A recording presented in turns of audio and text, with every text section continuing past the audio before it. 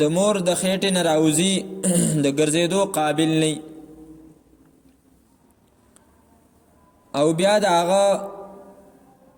د مور په خېټه کې بدن د مور د بدن سره لګېدلی خو چې دې دنیا ته سترګې راکولاو کړې او رالی نو د مور نه جدا شو په اکثرو وختونو کې خو زه څه وخت کې هغه مور تی ورکوي نو ځان سره جوخت نیولی بیا ورو په ده باندې ورځې تیریږي میاشتې تیریږي کلونه تیریږي دا ورو غټیږي مور یې د سینې نه واړی د تینې کټ کي د مور نه ورو جدایي شروع شي بیا څه وخت شي چې مور یې د خپل کټ نه جدا کی بیا وی ځوان دی د خپلې کمرې نه وباسي بیا د ده په مټو کې طاقت راشي نو دا وی یاره واده کوم واده وکي نو ځنې پکې داسي چې هغه بدبخته خپل مور او پلار پرېږدي او هغه خپل د محتاجۍ زندگی هغه د هغه نه هېره شي مور او پلار پرېږدي لرې لاړ شي څونه لرې شي ځنې خو داسي چې هغه بیا د مور او پلار سره یو ځای اوسیږي ملاقات د مور او پلار سره د هغه کوي ځنې پکې داسې شي چې په ښارونو د یو بل نه جدا شي ځنې پکې په ملکونو د یو بل نه جدا شي حتی دا چې د ده په مټو کې طاقت سیوا شي د ده ځواني شي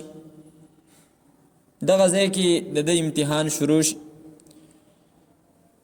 او دته دا حکمونه د الله تعالی متوجه شي چې ګوره خیال کوه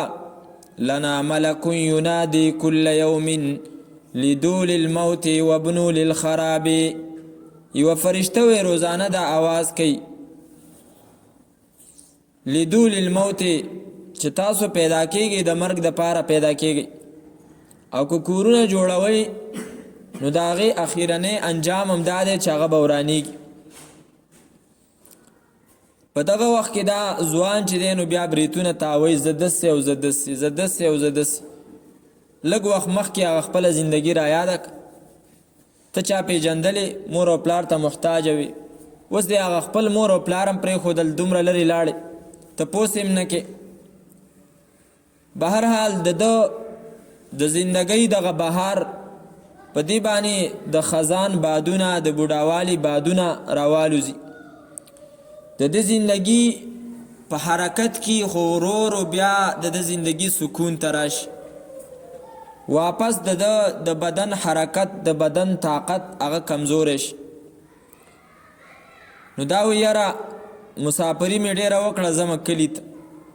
نو خپل کلي ته راشي کار روزګار په خپل کلي کې کوي بیا څه وخت داسې وشي چې د ده بچي راغټ شي بیا خلک دته وی بابا مشر سړی زه بس جرګې مرګې کوه او مړه دوکان نه مه راځه ستا څه خوند نه کوي خو زه بیا هم څه وخت کې دا راځي